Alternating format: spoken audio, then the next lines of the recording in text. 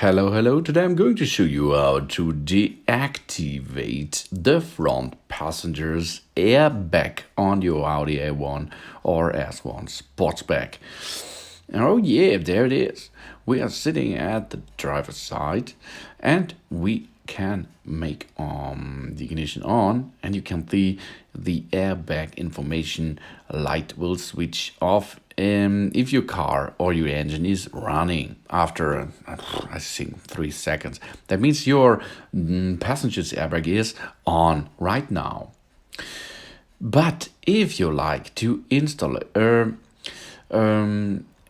baby seat on the right side of you, if you are the driver, that means if you are going to install baby seat on the passenger's side, you have to deactivate the front passenger's airbag, because if you have an accident and the airbag will launch, your child will fly backward, and this is not so nice. So that are the facts now, and where we are going to deactivate the front passenger's airbag is easy, in the glove box. Because you have the passenger's airbag above the glove box, there is a passenger's airbag, and here you can see the airbag system and where the airbag will come out if an accident is happened. And for your child's safety, it is important to deactivate it before you install the seat. So we are using our key. Now go to the glove box, open the glove box, and then on the left side you can see the key will operate the switch to deactivating the front passenger's airbag. Now you can see it is on, and now we are using our key to get it to the off side. That means the passenger's airbag will be now off.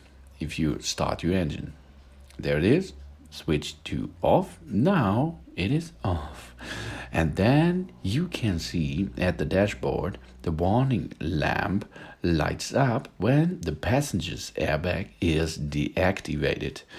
And this is the important thing. If you disassemble the child passenger's seat, you have to reactivate the front passenger's airbag. If an airbag has been deactivated, it should be reactivated as soon as possible so that it can continue to give the required protection for you. And here you can see the engine is running and the LED on the dashboard is on all the time. That will get your information about this. Okay, this is important. But now your child at the passenger side is safe.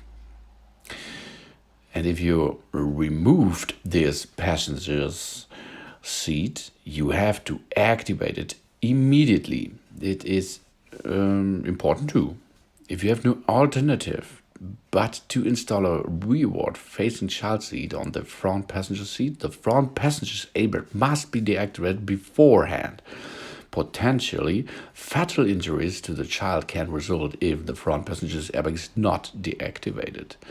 Now we disassembled the seat. Now we can switch back the airbag set to on, and now everything is back in action now. If you have deactivated the front passenger's airbag, reactivate this as soon as the child seat is no longer needed to the airbag can continue to give the required protection. Important. It is the driver's responsibility to ensure that the key-operated switch is set to the correct position. And that it is how to deactivate and activate the passenger's airbag.